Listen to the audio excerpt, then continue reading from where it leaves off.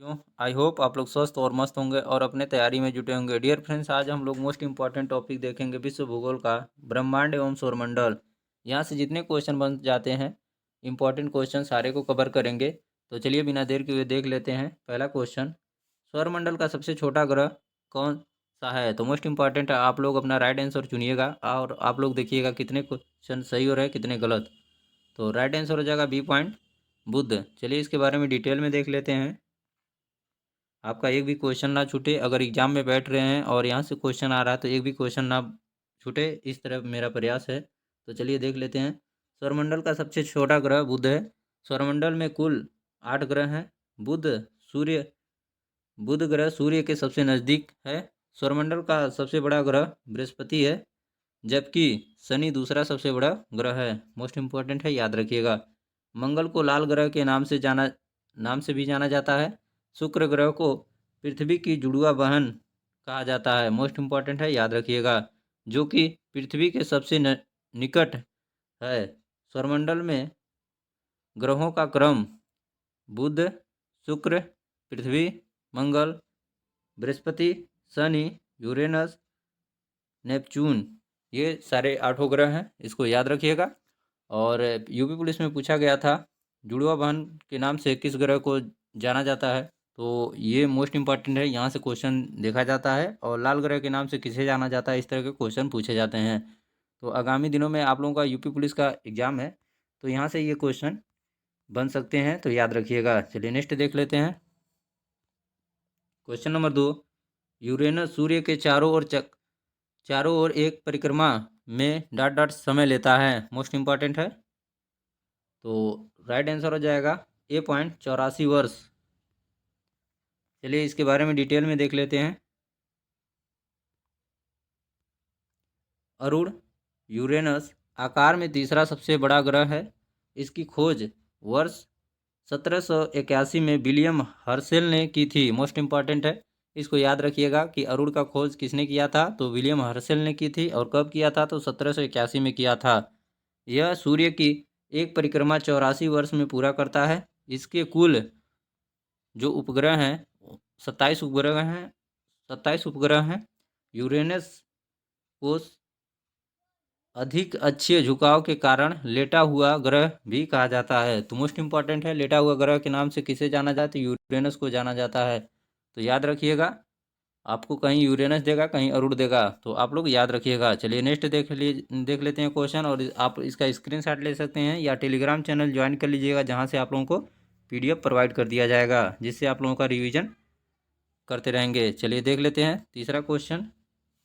Evening star किस ग्रह को कहते हैं? मोस्ट इम्पॉर्टेंट है, इसका आप लोग राइट आंसर सेलेक्ट कर लेंगे। तो राइट आंसर हो जाएगा शुक्र। चलिए इसके बारे में डिटेल में देख लेते हैं।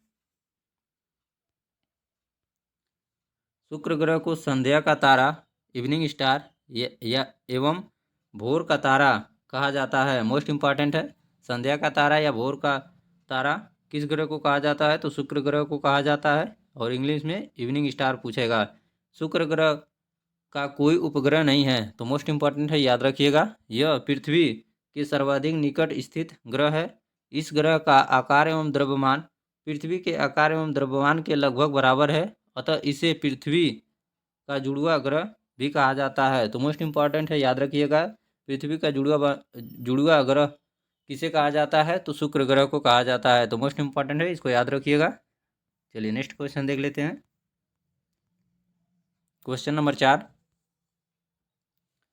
शनि सूर्य के चारों ओर एक चक्कर लगाने में डॉट डॉट समय लेता है। तो मोस्ट इम्पॉर्टेंट है, चौथे का राइट आंसर हो जाएगा C.29.5 वर्ष। इंपॉर्टेंट है। चलिए इसके बारे में डिटेल में देख लेते हैं।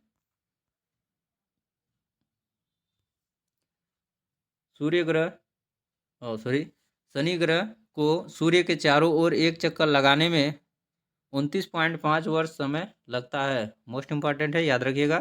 शनि बृहस्पति के बाद सौरमंडल का दूसरा सबसे बड़ा ग्रह है।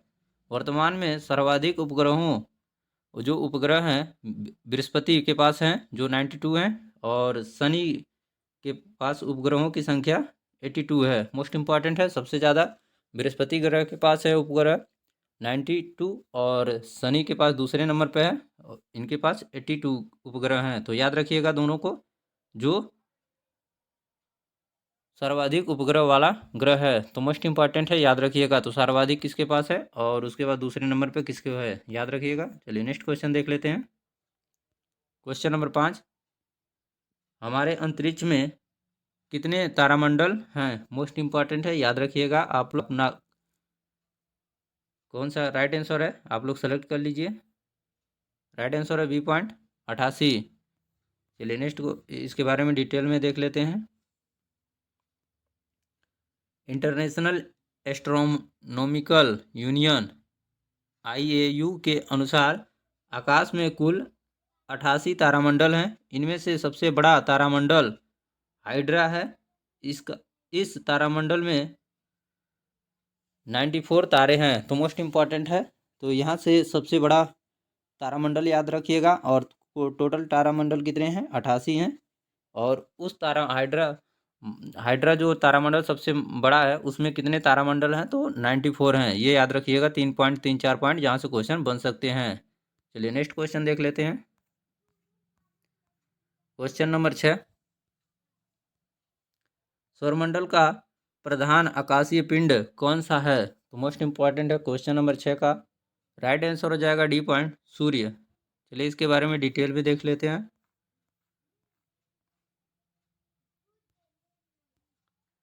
सौरमंडल का प्रधान आकाशीय पिंड सूर्य है। सूर्य सौरमंडल का जनक, केंद्र तथा ऊर्जा का स्रोत है। इसका व्यास 13.84 लाख किलोमीटर है तथा इसके केंद्र का तापमान 15 मिलियन डिग्री सेंटीग्रेड है। इसके द्रव्यमान का 70% भाग हाइड्रोजन, 28% हीलियम और 2% अन्य भारी तत्व लिथियम एवं यूरेनियम है। सूर्य की वर्तमान आयु 4.5 अरब वर्ष है। तो मोस्ट इम्पॉर्टेंट है, याद रखिएगा। और अगर आप किसी भी एग्ज़ाम की तैयारी कर रहे हैं तो ये वीडियो आप लोगों के लिए बेनिफिशियल है। और सारे सब्जेक्ट वाइज आप लोगों का रिवीजन क्लास चल रहा है। तो चैनल को सब्सक्राइब कीजिए, बेल आइकन को प्रेस कीजिए, जिससे कोई भी वीडियो अपलोड होता है तुरंत आपको नोटिफिकेशन मिल जाए और आप अपने तैयारी को परख सकें कि एग्ज़ाम में किस तरह के क्वेश्चन पूछ सकते हैं, इसको भी देख सकते हैं। तो चलिए क्वेश्चन नंबर 7 देख लेते हैं। पृथ्वी की आंतरिक परत निफे के निर्माण में किन तत्वों की प्रचुरता है? तो मोस्ट इंपॉर्टेंट है क्वेश्चन नंबर 7 का राइट आंसर हो जाएगा D पॉइंट निकिल और फेरस। चलिए इसके बारे में डिटेल में देख लेते हैं।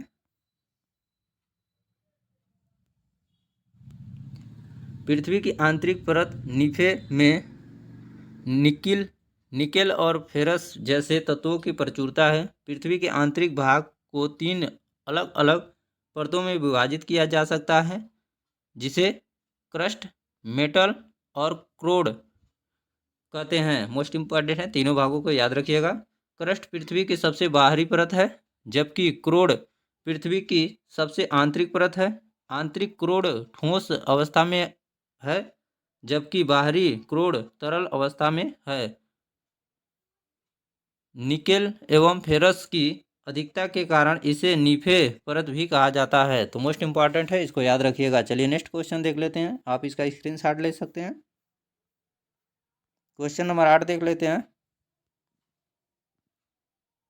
सरेस क्या है जिसका नासा द्वारा हाल ही में किए गए एक अध्ययन में उल्लेख किया गया था? मोस्ट इंपॉर्टेंट है, क्या छोटा तारा है, ब्लैक होल है, धूमकेतु है, बौना ग्रह है? तो आप लोग अपना राइट आंसर सेलेक्ट कर लेंगे। तो राइट आंसर हो जाएगा B पॉइंट बौना ग्रह।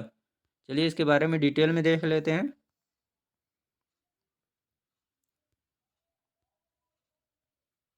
सरेस एक बौना ग्रह है जो मंगल एवं बृहस्पति की कक्षाओं के बीच में मौजूद है। तो मोस्ट इंपॉर्टेंट है, यहाँ से क्वेश्चन पूछा जा सकता है। सरेस किस ग्रहों के बीच में पाया जाता है? तो मंगल एवं बृहस्पति के कक्षाओं के बीच में मौजूद है। इसका व्यास लगभग 950 किलोमीटर का है। नासा द्वारा एक अध्ययन में इस पर पानी होने की संभावना व्यक्त की गई है। मोस्ट इंपॉर्टेंट है, सरेस अंतरिक्ष यान द्वारा देखा गया पहला बौना ग्रह है। मोस्ट इंपॉर्टेंट है, इसको याद रखिएगा, पहला बौना ग्रह है। इसकी सतह संरचना और इतिहास के अध्ययन के लिए नासा का डॉन अंतरिक्ष यान 2015 में यहाँ पहुँचा था। तो मोस्ट इम्पॉर्टेंट है, यहाँ से कई क्वेश्चन बन सकते हैं जो इम्पोर्टेंट हैं। चलिए नेक्स्ट क्वेश्चन देख लेते हैं। क्वेश्चन नंबर 9, निम्नलिखित में से किस ग्रह का घनत्व सबसे कम है? तो मोस्ट इम्पॉर्टेंट है, आप लोग अपना राइट आंसर चुन लेंगे। तो राइट आंसर हो जाएगा डी पॉइंट, शनि का। चलिए इसके बारे में डिटेल में देख लेते हैं। शनि ग्रह का औसत घनत्व 0.7 ग्राम प्रति घन सेंटीमीटर है, जो सभी ग्रहों में सबसे कम है। शनि सौरमंडल का दूसरा सबसे बड़ा ग्रह है। इसके वायुमंडल में हाइड्रोजन, हीलियम, मीथेन एवं अमोनिया पाए जाते हैं। शनि सूर्य की एक परिक्रमा 5 वर्षों में पूरा करता है। शनि के उपग्रहों की जो संख्या है 82 है। वर्तमान में सर्वाधिक उपग्रहों की संख्या बृहस्पति के पास है जो 92 है। तो चलिए नेक्स्ट क्वेश्चन देख लेते हैं। क्वेश्चन नंबर 10, इसको IMP करके आप लोग लिख लेंगे। ब्लू मून का तात्पर्य है या ब्लू मून किसे कहते हैं? तो इस तरह के क्वेश्चन बन सकते हैं और मोस्ट इम्पॉर्टेंट है, ये क्वेश्चन आप लोगों को आगामी एग्जामों में देखे जा सकते हैं। तो आप लोग अपना राइट आंसर चुन लेंगे। तो क्वेश्चन नंबर 10 का राइट आंसर हो जाएगा बी पॉइंट, पूनम का चांद या पूर्णिमा को ही ब्लू मून कहा जाता है। चलिए इसके बारे में डिटेल में देख लेते हैं। जब एक कैलेंडर माह में 2 पूर्णिमा हो तो दूसरी पूर्णिमा के चांद को ब्लू मून कहा जाता है। तो मोस्ट इम्पॉर्टेंट है, याद रखिएगा। इसका नीले रंग से कोई संबंध नहीं होता है। यह संयोग औसतन हरा 2.5 वर्ष में होता है। तो मोस्ट इम्पॉर्टेंट है, इसको याद रखिएगा। और डियर फ्रेंड्स, ये वीडियो आप लोगों को कैसा लगा कमेंट बॉक्स में ज़रूर कमेंट कीजिएगा। चैनल पर नए हैं तो चैनल को सब्सक्राइब कीजिएगा, दोस्तों में ज़रूर शेयर कीजिएगा। और आप लोगों को सभी विषयों का रिवीजन करने के लिए चैनल को सब्सक्राइब कर लीजिएगा। इस तरह डीप में आप रिवीजन करेंगे तो आप लोगों किसी भी एग्जाम में बैठेंगे तो आप लोगों का कोई भी क्वेश्चन नहीं छूटेगा, ये मेरी गारंटी है। तो चलिए आज के लिए बस इतना ही, मिलेंगे नेक्स्ट वीडियो में। जय हिंद, वंदे मातरम।